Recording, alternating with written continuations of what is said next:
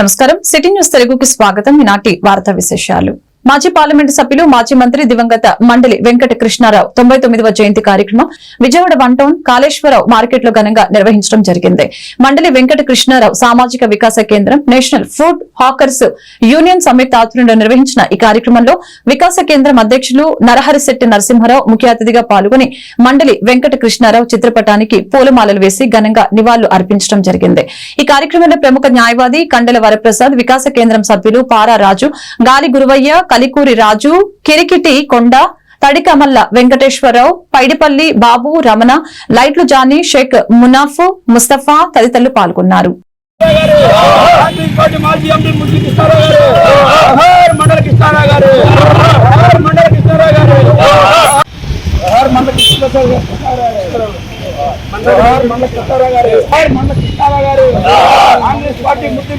కృష్ణారావు గారు,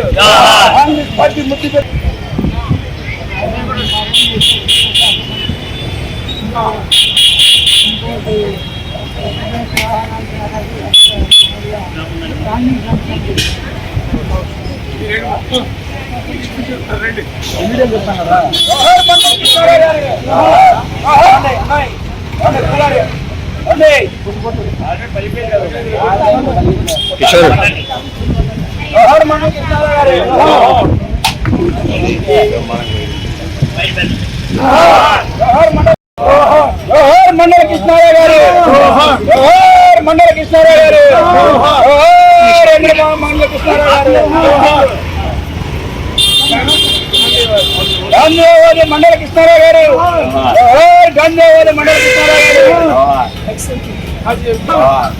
కాంగ్రెస్ పార్టీ మాజీ ఎంపీ మండల కృష్ణారావు గారు.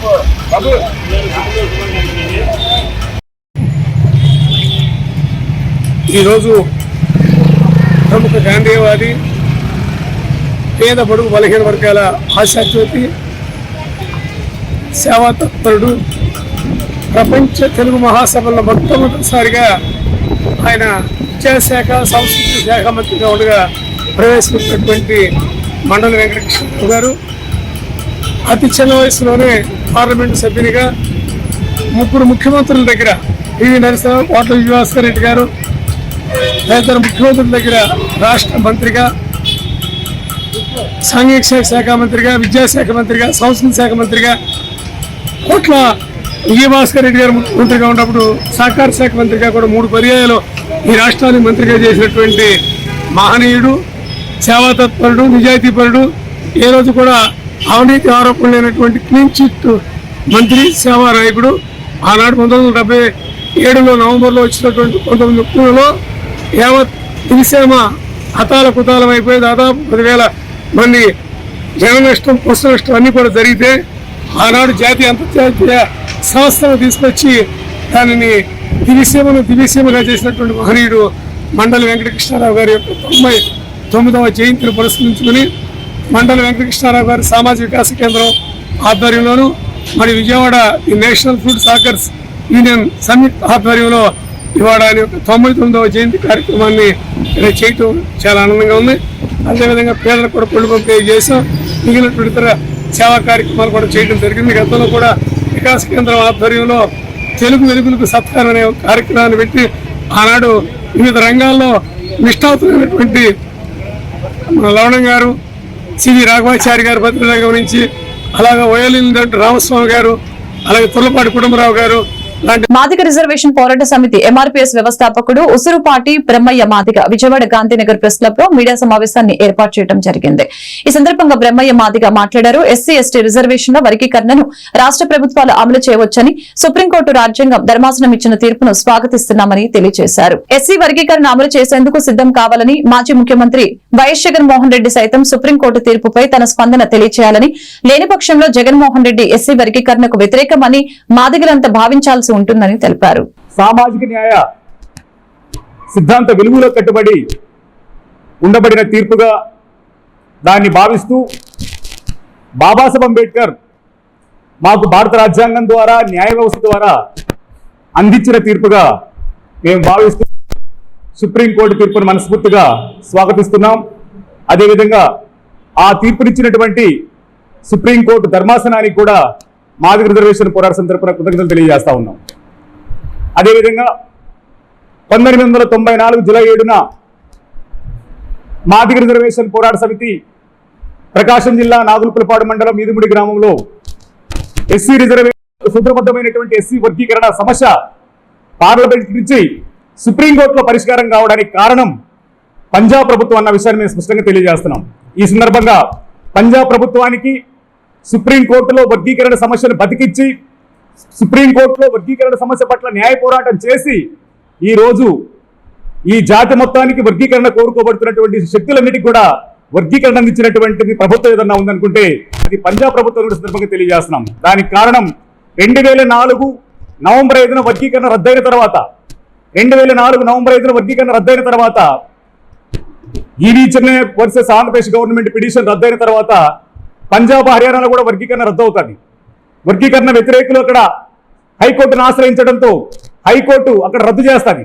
రద్దు చేసిన తర్వాత వాళ్ళు సుప్రీంకోర్టుకు పిటిషన్ వేసుకుంటారు. సుప్రీంకోర్టులో దాదాపు 2004 నుంచి మొదలుకుంటే 2024 వరకు సుప్రీంకోర్టులో న్యాయ పోరాటం చేసింది ఎవరన్నా ఉన్నారు అనుకుంటే, సుప్రీంకోర్టులో వర్గీకరణ సమస్యను బతికించింది ఎవరన్నా ఉన్నారు అనుకుంటే, సుప్రీంకోర్టులో వర్గీకరణ కోసం పోరాటం చేసిన ఎవరన్నా అనుకుంటే అది పంజాబ్ వర్గీకరణ ఉద్యమం మొదలైనప్పుడు ఉండబడిన ముఖ్యమంత్రి చంద్రబాబు నాయుడు గారు. 97లో వర్గీకరణ జీవో ఇచ్చింది చంద్రబాబు నాయుడు గారు. 99 నుంచి 2004 వరకు వర్గీకరణ అమలు కావడానికి దోహదపడింది చంద్రబాబు నాయుడు గారు. అలాంటి చంద్రబాబు నాయుడు గారు మరలా ఇప్పుడు ముఖ్యమంత్రి కూడా సందర్భంలోనే ఈ సుప్రీంకోర్టు తీర్పు రావడం మేము నిజంగా మాదిగల అదృష్టంగా భావిస్తా ఉన్నాం. చంద్రబాబు నాయుడు ముఖ్యమంత్రి ఉన్న సమయంలో రావడం. చంద్రబాబు నాయుడు వర్గీకరణ అంశం పట్ల ఆయన అనేక సందర్భాల్లో సామాజిక న్యాయానికి పెద్దపేటేస్తూ నేను ముందుకు పోతానని ఎస్సీ వర్గీకరణ కట్టుబడున్నానని చెప్పినటువంటి చంద్రబాబు నాయుడు గారు కూడా తెలంగాణ ప్రభుత్వం ఏ విధంగా సత్వరమే చర్యలు తీసుకుంటూ నేటి నుంచే వర్గీకరణ అమలు చేస్తారని చెప్పిందో అదేవిధంగా మన రాష్ట్ర ముఖ్యమంత్రి వర్యులు వర్గీకరణకు మూలాధారమైన వ్యక్తి ఈ రోజు ముఖ్యమంత్రిగా ఉండడం నిజంగా మాదిగల అదృష్టంగా మేము భావిస్తూ వర్గీకరణ సమస్యను నేటి నుంచే అమలు చేసే విధంగా చర్యలు తీసుకోవాల్సిందిగా ముఖ్యమంత్రి గారికి అప్పీల్ చేసి సుప్రీంకోర్టు ఇచ్చినటువంటి తీర్పుని ఎస్సీ వర్గీకరణ రాష్ట్రాలు అమలు చేసుకోని ఇచ్చినటువంటి తీర్పుని అందరూ స్వాగతిస్తున్నారు. అందరూ దానికి మద్దతు తెలుపుతున్నారు. మరి మీ వైఖరి ఏంటో కూడా స్పష్టం చేయాల్సిన అవసరం ఉంది. స్పష్టం చేసి వర్గీకరణ సమర్థిస్తారా, వర్గీకరణకు వ్యతిరేకమా మీ వైఖరి చెప్పాల్సిన అవసరం ఉంది. చెప్పి మీరు మౌనం విడి మాట్లాడాలి. మాట్లాడకపోతే రానున్న రోజుల్లో మిమ్మల్ని చూడాల్సి వస్తుంది. విజయవాడ సెంట్రల్ ఎమ్మెల్యే బోండా ఉమామహేశ్వరరావు ఆదేశాలతో ఆల్ ఇండియా కాపు ఫెడరేషన్ స్టేట్ ఆర్గనైజేషన్ సెక్రటరీ ఆలా తారక రామారావు ఆధ్వర్యంలో టాప్ స్టార్ హాస్పిటల్ యాజమాన్యం వారితో ఉచిత మెడికల్ క్యాంప్ ని నిర్వహించడం జరిగింది. అనంతరం ఆల్ ఇండియా కాపు ఫెడరేషన్ స్టేట్ ఆర్గనైజేషన్ సెక్రటరీ ఆలా తారక రామారావు మాట్లాడారు. సెంట్రల్ ఎమ్మెల్యే బోండా ఉమా ఆదేశాలతో ఆల్ ఇండియా కాపు ఫెడరేషన్ తరపున అనేక కార్యక్రమాలు చేశామని తెలియజేశారు. ఈ కార్యక్రమంలో డాక్టర్స్ తేజస్విని, షణ్ముఖ, కాపు నాయకులు నవనీతం, సాంబశివరావు, పోతురాజు, శేషగిరి, అలిమిల్లి, శ్రీనివాసరావు, జట్టి ప్రసన్న, సంపర సురేంద్ర, ఈశ్వర్, రాముగౌడ్, సుల్తానా, ఏరబోతు రామారావు, కేదరాసిపల్లి నరేంద్ర, కల్పన, చలమాల శెట్టి, ఉమ్మమహేష్, శ్రీనివాసరావు, చల్ల చిరంజీవి పాల్గొన్నారు.